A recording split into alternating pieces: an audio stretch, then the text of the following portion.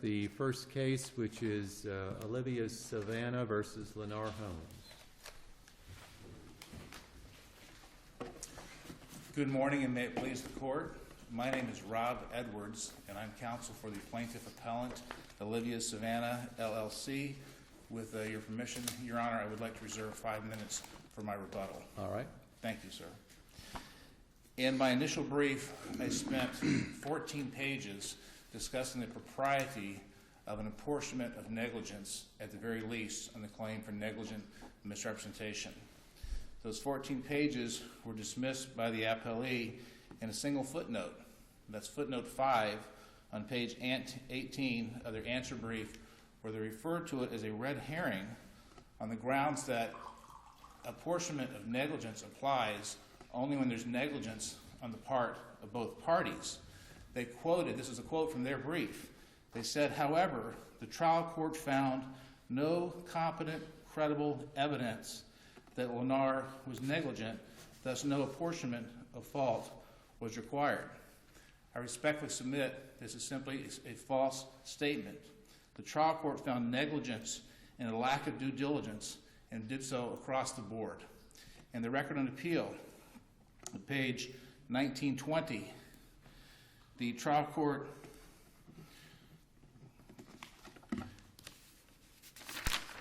found as follows. In short summary, this case can best be summarized by a series of sales, attempted and actual, of the same piece of raw land, which involved an across-the-board lack of due diligence on the part of all the parties, perhaps due to the fact that the parties seemingly were all in a rush to contract for and close their respective deals for purchase of the property in order to make fast, easy money. So I see an express contradiction or contradistinction between what the trial court found, which was an across-the-board lack of due diligence on behalf of all the parties, and the footnote cited by the appellees that the trial court found no competent, credible evidence that their client, that the appellee, was negligent whatsoever. So I'm curious today as to whether they stand by or withdraw that argument.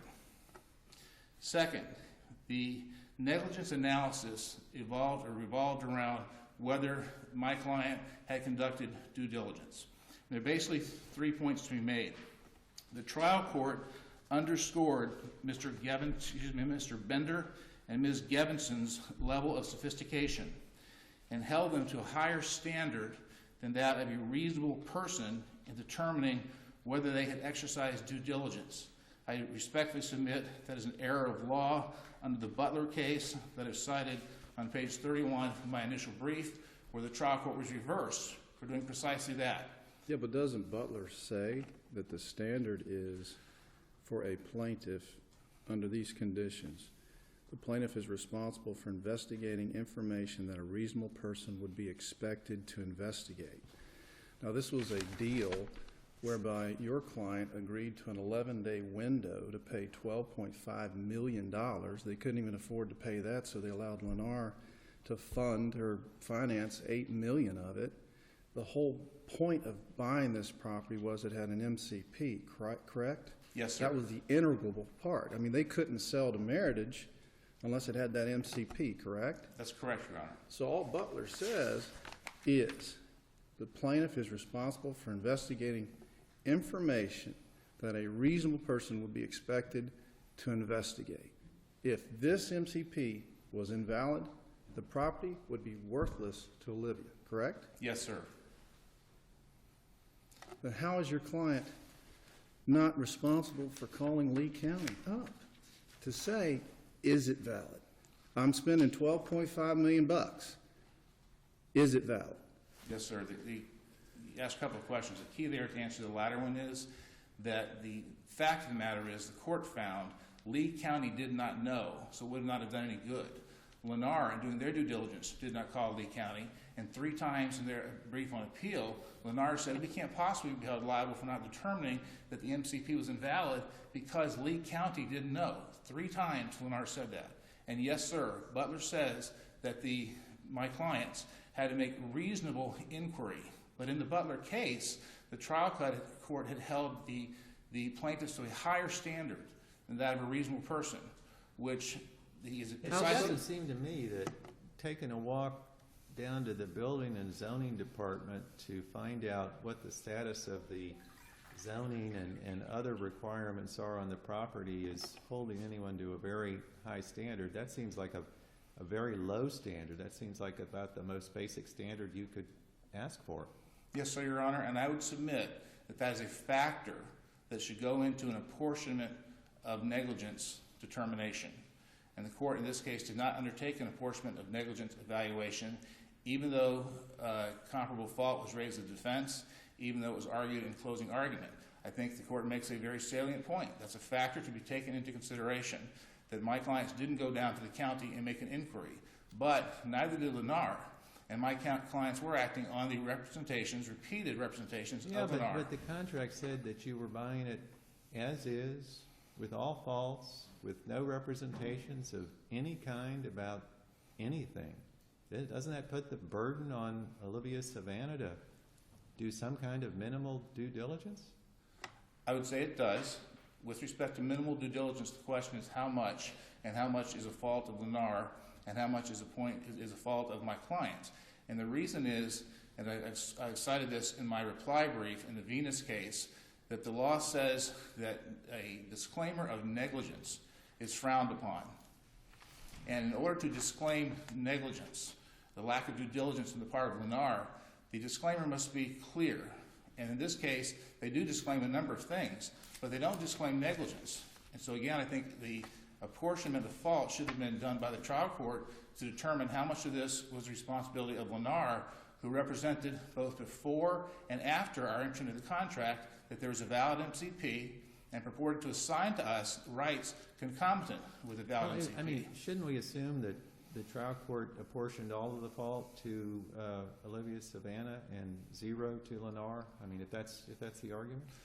I think that inference could be drawn from the conclusion that the court awarded my client nothing, absent the express finding by the trial court that there was a lack of due diligence across the board. So you've got the explicit finding from the trial court, there was no due diligence across the board, all parties were in arrest to close, and then you have the implicit inference that might be drawn, well, the court could have found all negligence was on behalf of my client. But that's not what the court found. It expressly said the lack of due diligence. Who was more interested? I would submit that there was great interest on all sides, and I think that's what the trial court found when it said all sides are trying to close quickly to make easy money. I'll remind the court that Lennar had to close this deal by February 28, 2005, so they could report this as a completed sale on their books so they show a financial profit for the quarter. They couldn't sell the property in an installment contract. That's why they agreed to finance it, something Brian Sabian said they'd not done in the 10 years since he had been with the company. So Lennar had a great interest in selling this property, and my client had a great interest in buying it and flipping it for substantial profit a year later. But it seems to me that Olivia Savannah had the opportunity but chose not to include an express provision in the contract that we are buying this property that has a valid MCP. I think that...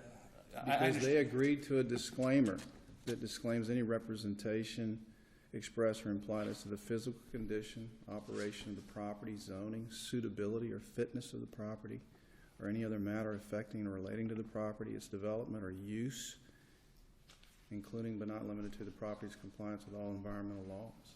Yes, sir. And with respect to the negligence claim, it's a red flag that should be taken into account in an apportionment. With respect to the contract claim, I submit that that provision and the merger provision are limited to representations made before entering into the contract. It doesn't say that. This just says all, any warranty, any representation, express or implied. Plus, Olivia's own attorney testified that he advised his client that they were buying as is. Yes, sir, except to the extent set forth otherwise in the contract or with respect to representations made after the contract. Paragraph 36 of the contract required an assignment of development rights. It was Lennar's attorney who drafted the assignment of development rights. He said the purpose of that assignment was to effectuate the party's intent in paragraph 36. And the assignment gave my clients, or purported to give them, the right to construct up to 500 units. Implicit in that assignment, at least, is the rights concomitant with a valid MCP. And when Brian Sabian signed that assignment of development rights on behalf of the appellee, he said he didn't know whether he had the right to assign those rights or not. Well, let's get back to that, because I think that provision says, again, any and all, or any and all. So if we have anything, you get it. It's like a quitclaim deed. To the extent I have something, you get it. To the extent I don't. So why do you say then that there was this affirmative duty to assign that right to build those homes, when it says if we have the right, then you get it. If we don't, don't. Yes, Your Honor. I have the assignment on my desk. May I get it? Yes. Thank you, Your Honor.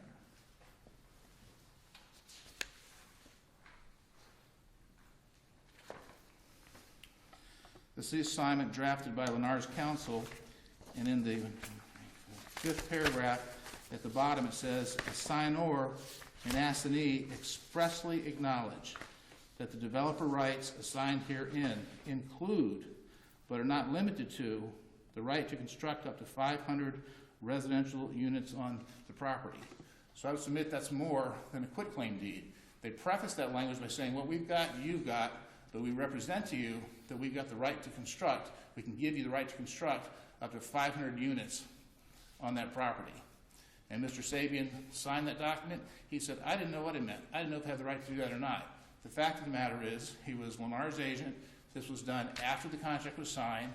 I submit it constitutes a representation after the contract was signed, which would survive the merger clause, that the MCP was in place. How do you reconcile that interpretation with the testimony of Mr. Bender, who I believe was a representative for Olivia, who testified that he knew he did not have the right to immediately build any homes?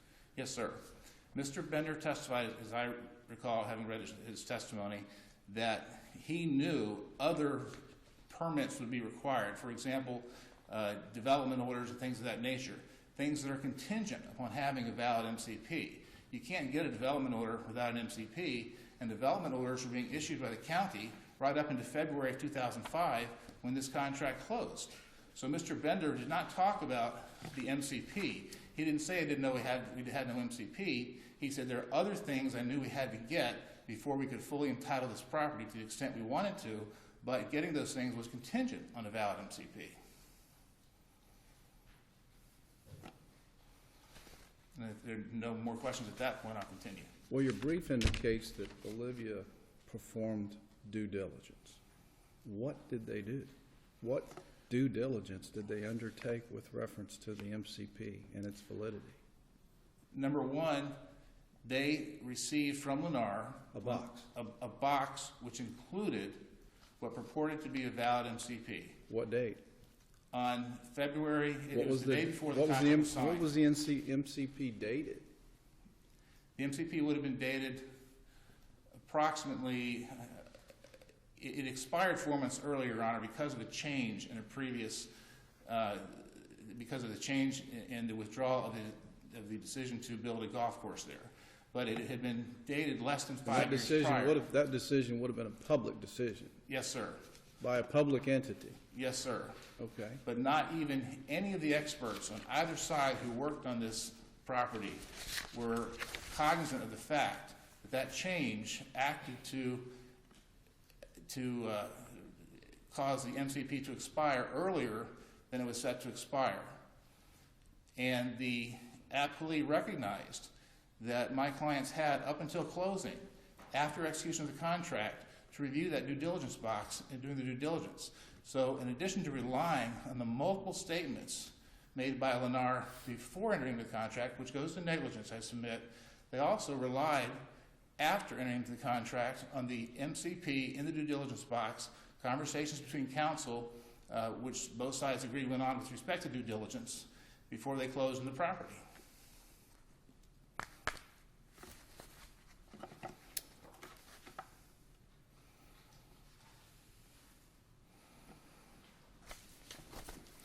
If I may proceed, Your Honor? Yes. Thank you. The trial court found that Ms. Gevinson's and Mr. Bender's lack of due diligence rendered their reliance unjustifiable. I respectfully submit as a direct error of law under the Butler and the Venus case. They're cited in my initial brief at page 30, and therein the court said you can't invoke a lack of due diligence and equate that with unjustifiable reliance. That's precisely what the court did in this case. I submit that's a clear error of law.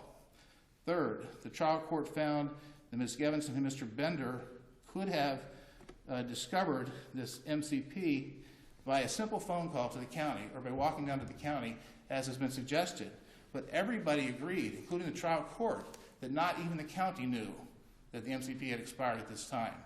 I see that you say that, and it's in multiple references in your brief, but it also states later on that apparently Lennar did make a simple call, one of its engineers 4 months after the fact, but did simply make a call to the county and found out at that time that the MCP had expired. So even though it was said not even the county knew at the time of closing, all it took was a simple call 4 months later to obtain that information.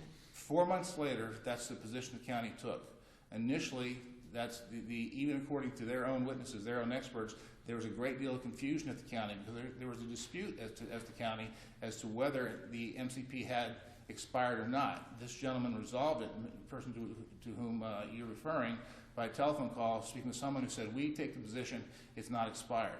Lennar took the position, even after all this happened, that the MCP had not expired and made a Herculean effort to argue that it was not expired, not to reinstate it. But well, what evidence is there in the record that somehow the county knew at some earlier point there was an issue and worked really, really, really hard? So when, I think it was Haidt, eventually called the county, they had the epiphany and an answer at that time. Is there anything in the record that would let us know that? That shows between the time of closing and the time of March 14, I don't see it, Your Honor.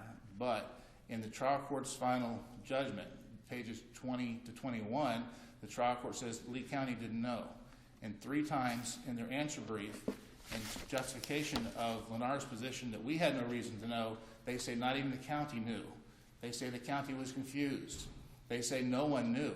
And it's cited to the 3 places in their brief where they say that based upon the trial court's conclusion in the final judgment. The fact of the matter is, at the time of closing, Lennar contends, we contend, nobody knew, not even the county.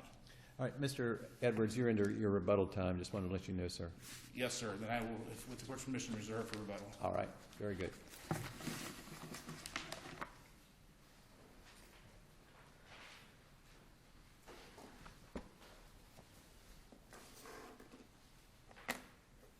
Mr. Gersten? Yes. May it please the court, David Gersten of Bills and Sumberg. With me is trial counsel Mitchell Whittam, also Bills and Sumberg. Your Honors, may I proceed? Yes, please. Thank you very much. Unfortunately, a lot of the questions from the court took the wind out of the sails out of my argument, so I'll try not to waste too much time rehashing what Your Honors have realized about this court. This is really a very simple case about the sanctity of contract and about obligations under a contract. And it's also a case about an exceedingly diligent trial judge who took 3 weeks out of, which is a pretty massive amount of time out of a busy trial judge's calendar to try a case, hear from 17 witnesses, and make specific credibility determinations. And one thing that was not brought out by opposing counsel is there were essentially 2 cases tried at the same time with really all the same witnesses.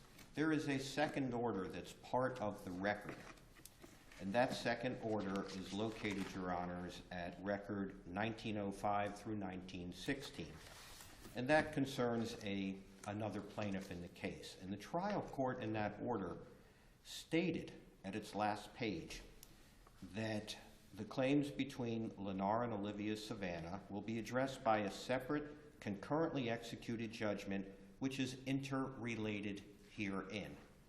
And what the trial court found in this order, specifically at paragraph 30, is that the principles of appellate, and that's Ms. Gevinson and Mr. Bender, and I quote, when the trial court is addressing their testimony, it is otherwise not generally credible as a whole. And I would imagine that to a trial judge, there is nothing more sacrosanct, and actually even to an appellate judge, more sacrosanct than credibility. And I think that might be a polite way for judges talking. I really don't have faith in what you're saying, and that's even a polite way when we're dealing with credibility. So going back to the order on appeal, in this order on appeal, the trial court went through great lengths to talk about, I call it CCE, competent, credible evidence, either the lack of it or what is competent and credible. And as to all the claims, let alone those that are just on appeal, the trial court determined that there was a lack of competent, credible evidence to support their claims. And I think that's important because that credibility determination goes a long way into who is and who is not capable of being believed. But I would like to address also a couple of comments that opposing counsel made. And opposing counsel read that portion of the assignment, and I believe Judge Rice, you asked about that, I'm not sure, but one of your honors asked. But counsel failed to read the very next sentence in that assignment. And the very next sentence in the assignment states that any units not used by assignee shall automatically revert back to assignor, and assignee shall execute any instrument reasonably necessary to effectuate such reversion of density. Clearly, the document refers to density. With absolute certainty, the testimony that the trial court heard concerning this and the paragraph in the contract only refers to density. They are not talking about conveying rights to put a shovel in the ground and start digging. The contract at issue, and I talked about sanctity of contract, your honors, is one that contains multiple clauses, and your honors picked up on it, but I think one of your honors maybe missed one of them. There is a disclaimer of warranties. There is a feasibility that the buyer took on to say, I will determine if this property is feasible for anything that I determine it to be. I think it's safe to say that the buyers could have walked away at the 11th hour, 59th minute, and 59th second, and they could have said, you know what, there's too many rocks on this property. I don't want it, goodbye. And they would have had nothing at risk. They had zero at risk. And it is important to note, too, and the trial court noted that at the time that the buyers were negotiating with Appellate Lennar, they were also negotiating with another party to do a flip. HGTV, the flip flopped, and unfortunately, what they had hoped to gain in $5 million, which is about a 40% profit, fell through their hands. But that is not the fault of Lennar, because they had the responsibility to do the due diligence. The case law specifically says that as an as-is, where-is contracts shifts the burden to the buyer to do the due diligence.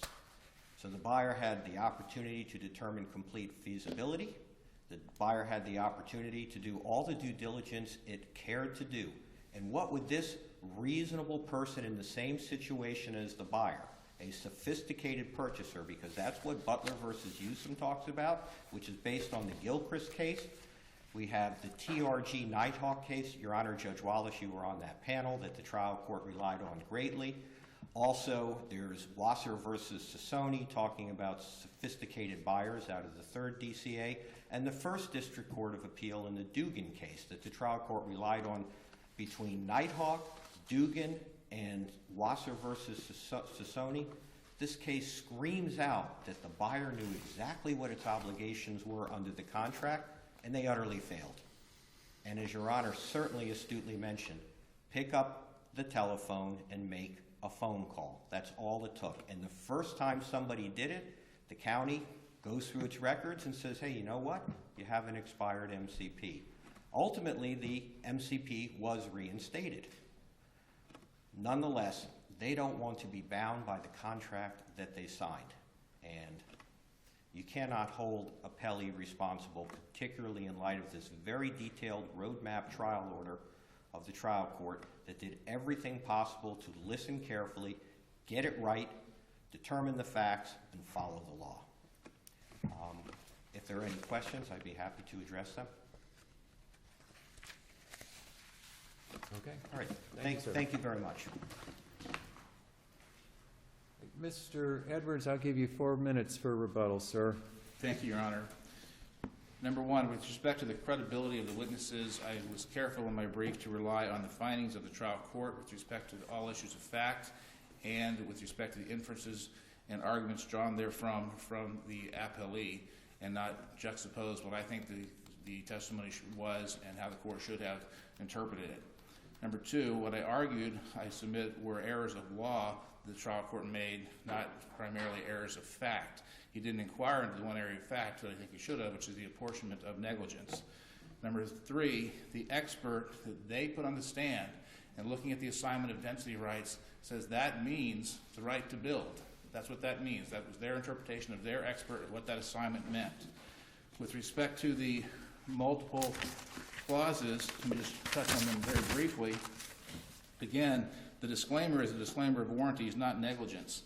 And on page 13 of my reply brief, I've cited the Burke versus Linotype case for the proposition that if you're going to disclaim negligence, you've got to say negligence. They didn't do that.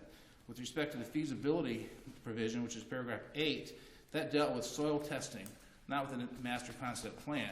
It gave my clients the right to go in the soil and test the soil to see if there's an environmental problem that would preclude development of the property. And then finally, with respect to the merger clause, again, it's a red flag with respect to a negligent misrepresentation claim that there's a merger clause there. Be aware that's subject to an apportionment of negligence. And with respect to the contract, it doesn't cover, I would submit, representations made thereafter, which would be the two. One is the MCP in the due diligence box given to my clients on which they're asked to rely up to the day of closing. And number three, the assignment of developers' rights executed by Mr. Sabian on behalf of Lennar at a time when he said he didn't know what he was executing. Thank you, Your Honor. Thank you. All right. Thank you both. All right, the next case that we'll hear is Bartow HMA versus Kirkland.